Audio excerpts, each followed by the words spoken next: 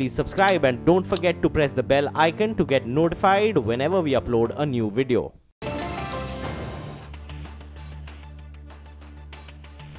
Good afternoon and welcome to Midcap Radar. I'm Anisha Jain and with me is Reema Tendulkar. Well, Reema, it looks like the markets are really volatile today as well. We saw that sudden slip in the market. Of course, we're off the day's low as far as Nifty goes, 27 points off the day's low.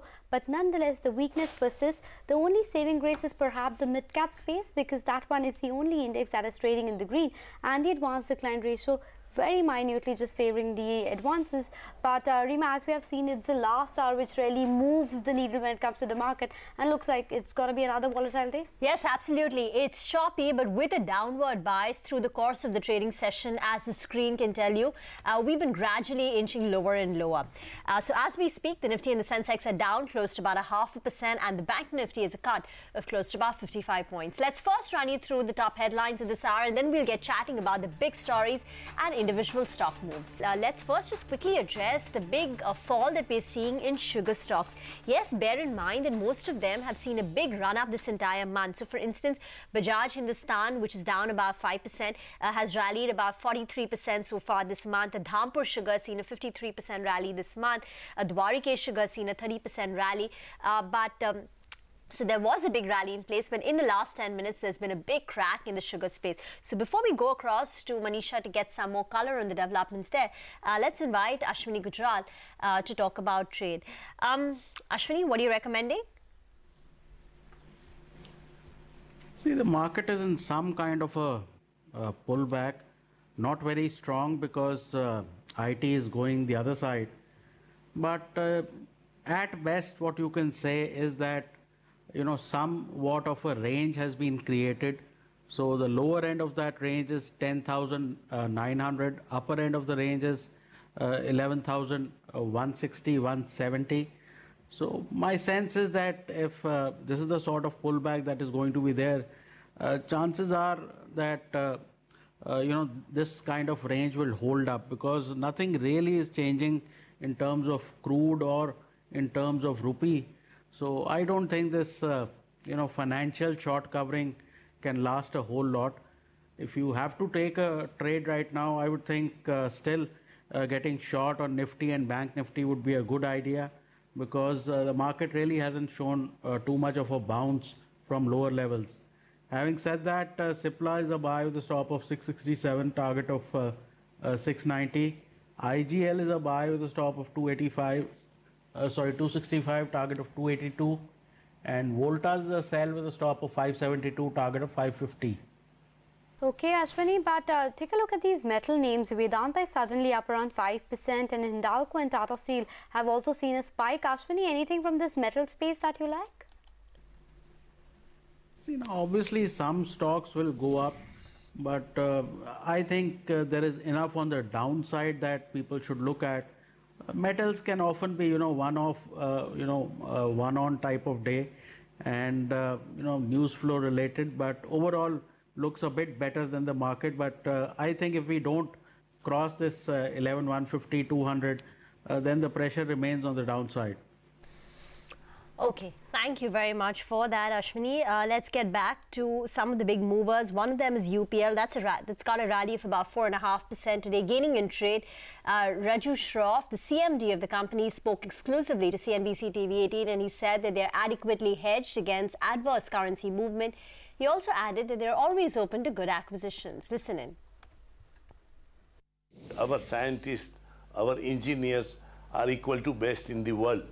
And we have been utilizing this talent, and that's why whenever we go abroad, whenever we acquire company, we have successfully turned it around and made it more profitable. We always look into companies which are suitable and good. Lower rupee, when we export, our earning in India may be little better, and cost of production in India is always very competitive. Okay, some statements coming in from the State Bank of India chairman. No concrete proposal on the table with respect to the ILNFS debt issue. Remember, the SBI is one of the stakeholders in the ILNFS group company along with LIC, Central Bank of India.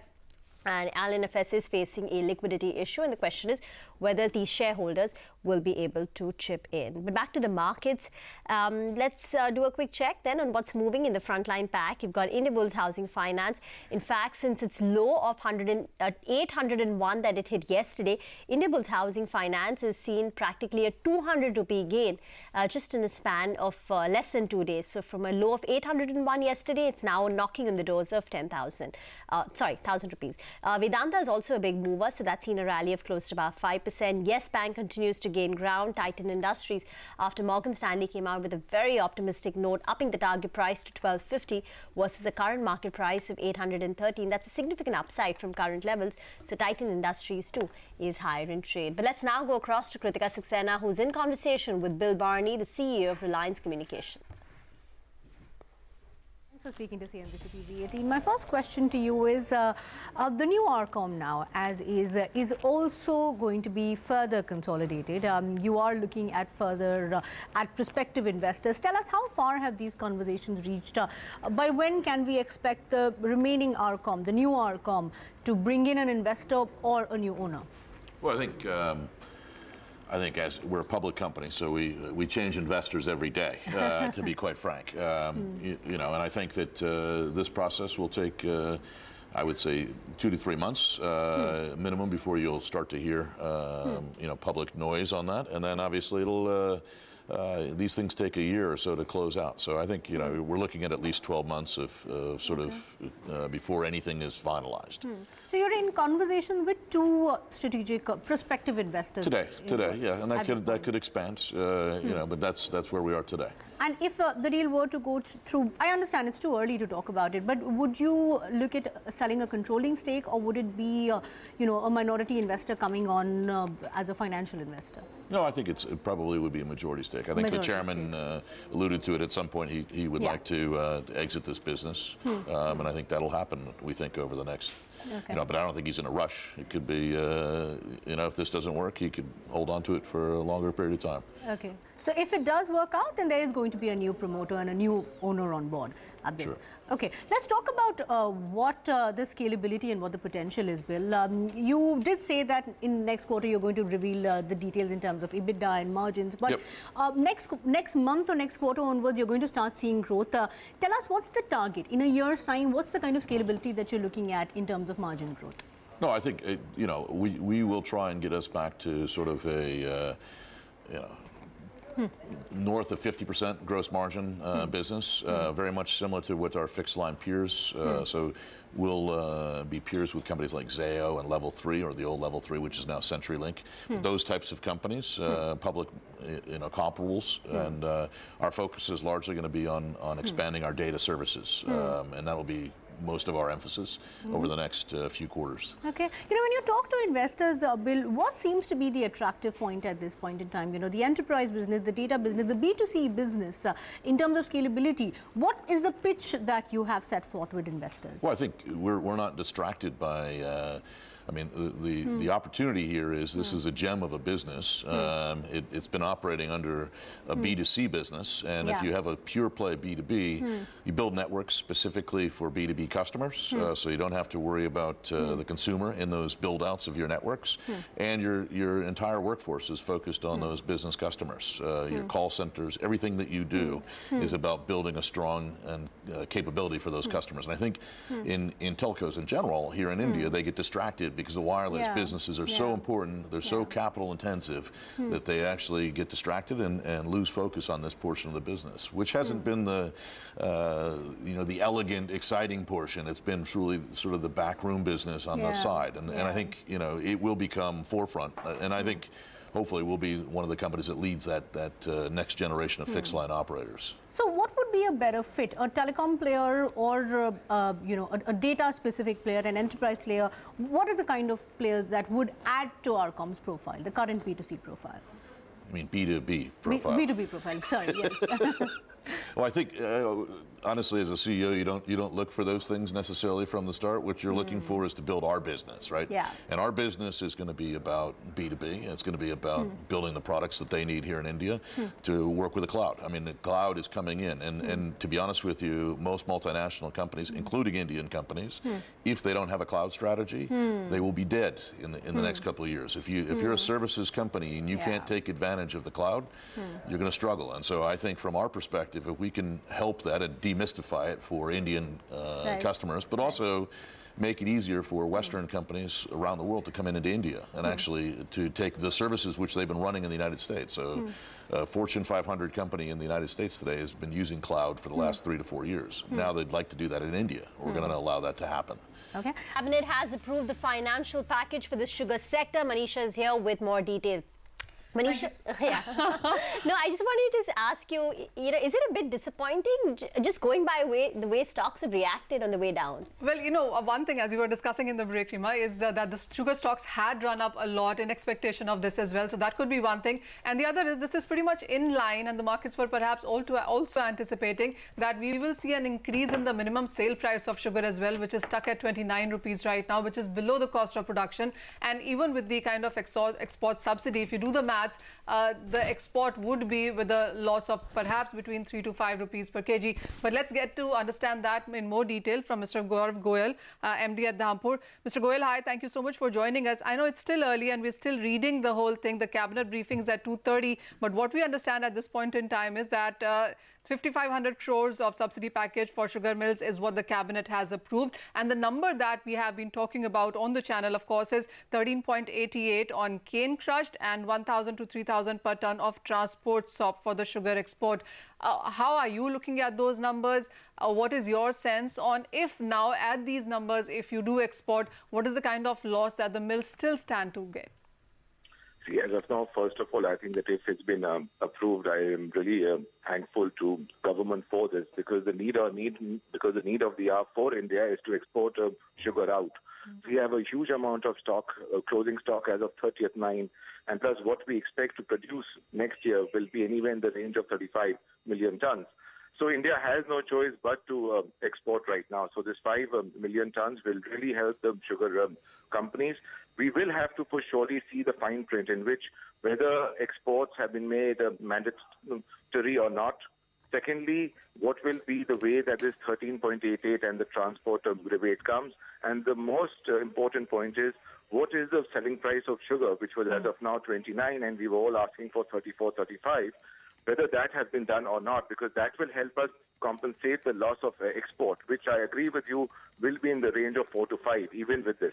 You spoke about the sugar exports being made mandatory. That was the case in the last season as well, but we all understand on how that number has been quite dismal. For 2 million tons, it has been just about 5 lakh tons, which has been contracted and exported. Do you see that those issues standing right now as well? In case of sugar mill has to face a loss of say 4 or 5 per kg on exports, there might be certain mills who will not do the exports as per their quota. It is very important for Indian sugar and for the farmers to be paid, and the only way that they can be paid in case sugar is sent out. With the amount of closing stock that we are seeing at the end of 2019, India has to export, and I hope that government puts in place a method by which sugar mills are forced to export this. And how do you see that happening? And what's your sense with the kind of soft loans that were extended to UP mills yesterday by the government there, and with the subsidy on exports clear today, with the ethanol price hiked also, do you see government having done enough for the sector, or what would you still want from here on? See, government has done a lot. I think that the state that sugar mills were in the last 12 to 18 months, things have happened extremely well. There are just a few more things which have to happen, which will solve the issue of this cane price arrears, which are there as on date and will be there again next year. So the only 2 other things which if it hasn't happened, is for the selling price of sugar to be increased. And secondly, as I said earlier, exports to be compulsory for all the sugar mills. Stay on, Gaurav, because Abhinash Verma of ISMA as well joins us on a phone line right now. Abhinash, hi, we've been discussing this. There has been an expectation and we've seen sugar prices and sugar stocks run ahead of this as well. But with the kind of profit taking that we are seeing in right now, clearly, it's gone down on correction. It is perhaps less than what the markets were anticipating. What is your first reaction on what we've seen and what more would you want? I totally agree with what Mr. Gaurav Goel has said. I mean, first of all, let's understand very clearly that there are two immediate needs that the government needs to actually address. Number one is the issue of payment of cane price to the farmers on time, next year's FRP. And secondly, there is the huge inventory that we are going to have this year and next year. A large quantity has to move out of the country. So therefore, if the government is giving, what I read in the newspapers, I hope that has been approved today in the cabinet. If the government is giving a part of the FRP directly to the farmers, and the numbers that have been suggested in the newspapers is almost working out to about 5% of the FRP that we have to pay. Right. So if 5% of my liability is taken over by the government of India, it's pretty huge. And if you multiply that, it runs into a few hundreds of thousands of crores. That is number one. Number two, if we have to export, we have to. We do not have any storage space for the huge inventory which is going to come up in the next year. And therefore, if any kind of assistance comes from the government in the form of internal transport, freight charges or the handling and charges, etc., it is certainly going to help. Only thing is what we have submitted before the government is get some way to ensure that each and every sugar mill fulfills its quota. Just saying that it is compulsory may not be enough. So we'll have to formulate a way to convey to the sugar mills that if you do not export, there will be something, some penalty, some way that they have to, they will be forced to export. So this is the basic crux. I feel what the government has decided today, I believe that these would have been addressed, as well as if you combine that with the ethanol price, then I believe that the government has done a lot for this industry.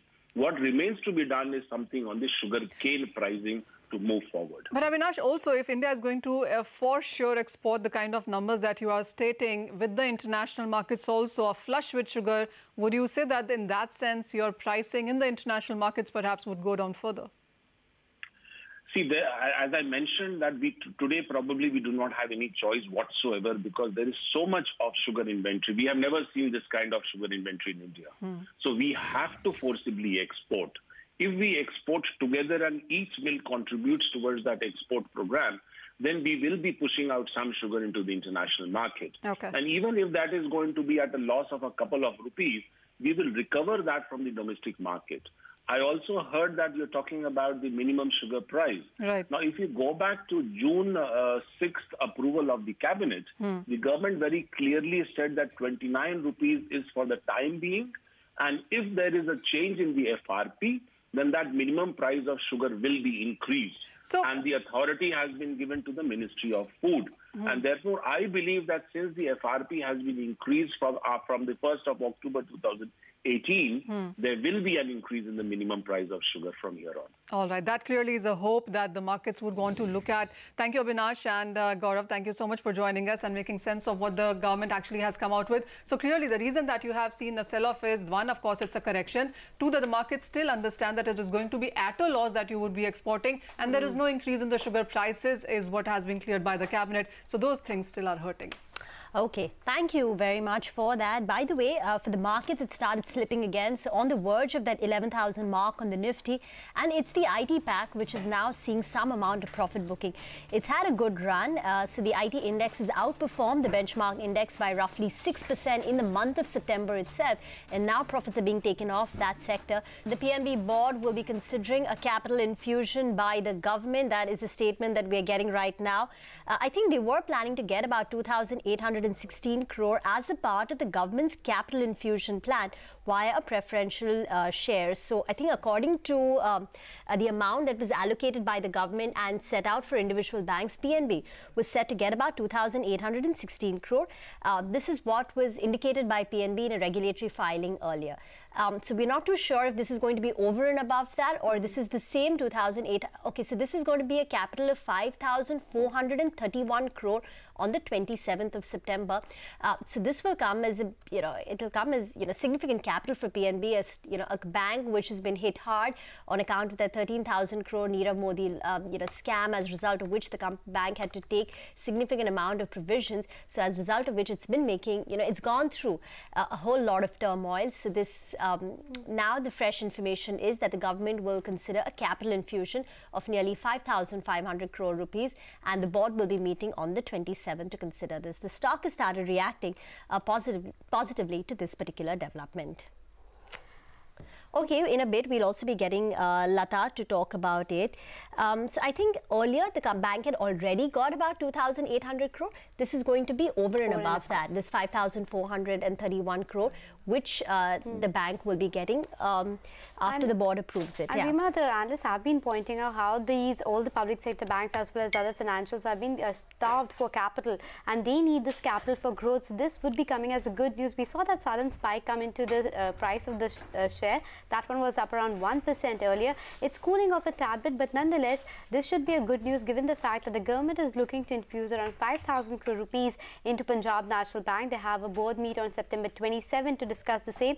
As we've been pointing out, there have been earlier discussions regarding this as well, where they have been talking about a 2,000 crore capital infusion. But given the fact that the financial sector is facing a crunch and they need the capital to fund their growth, I think this should be taken very positively by the street. The stock is again up around 1.6%, and shortly we'll be joined by Lata as well. I think we have Lata with us. Lata, much needed capital for PNB? Yeah, absolutely. I mean, I think yesterday's meeting, the Department of Financial Services Secretary did say that we have to provide the capital, and banks have made a plea.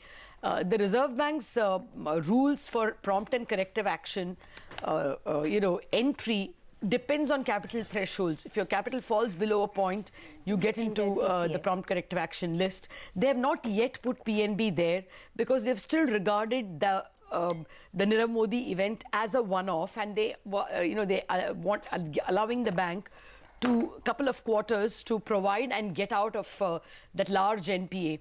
So that doesn't mean they can go and lend. Their capital is still short, and therefore the bank did need capital on an urgent basis. Abhishek will be giving us the math in just a bit in terms of how much more, how much its capital adequacy increases. Oh, okay, we have our expert with us. Mr. S.P. Tulsian has joined in.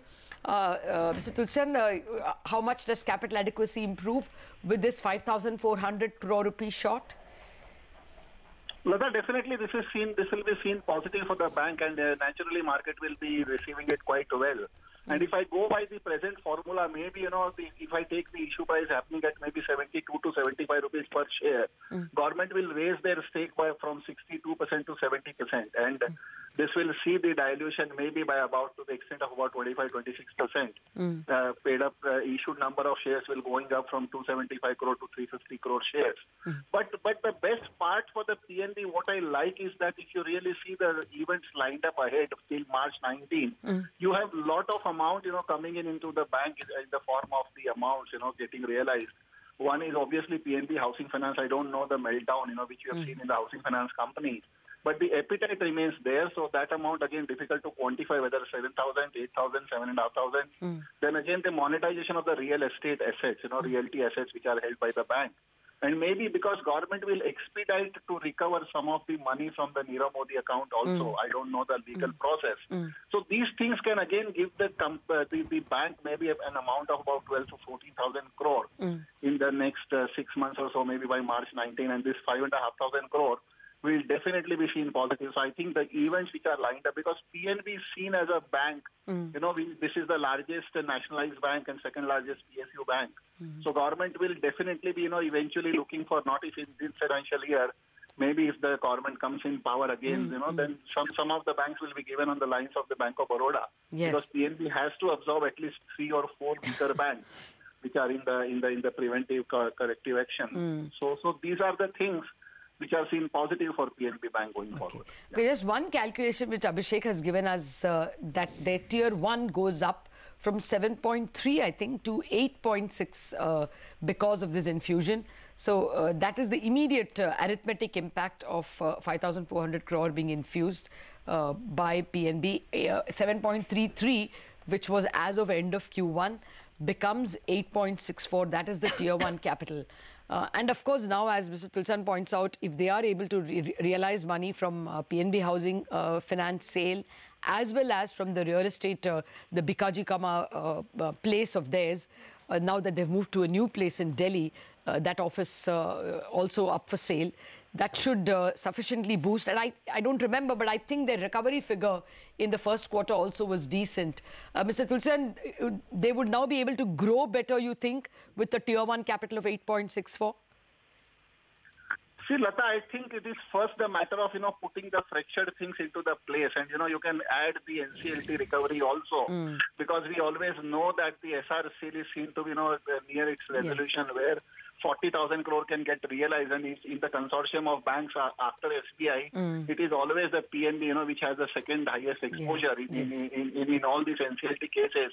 So that can also give them. So it is difficult. There is no point first, to put the house in order. You must be able to meet the tier 1 capital requirements, and then only, So I don't think that the focus will be more on the solvency and strengthening the balance sheet by the bank till March 2019. And as I said, that maybe if they see these things happening, maybe by December, and if the progresses are seen happening on the positive line, in the Bank of Baroda, Vijaya Bank and Dena Bank merger, probably government will be, keen to expeditiously take up the next round of merger with PNB. So that is the preparation, and I don't think that except for this monetization and realization of the poor of the bad assets or the stress assets, there is any other agenda for the bank for the time being. Okay, thank you very much, Mr. Tulsan, for joining us. Okay, so that readies the bank for more mergers. That's something the stock market will be a little unhappy about if,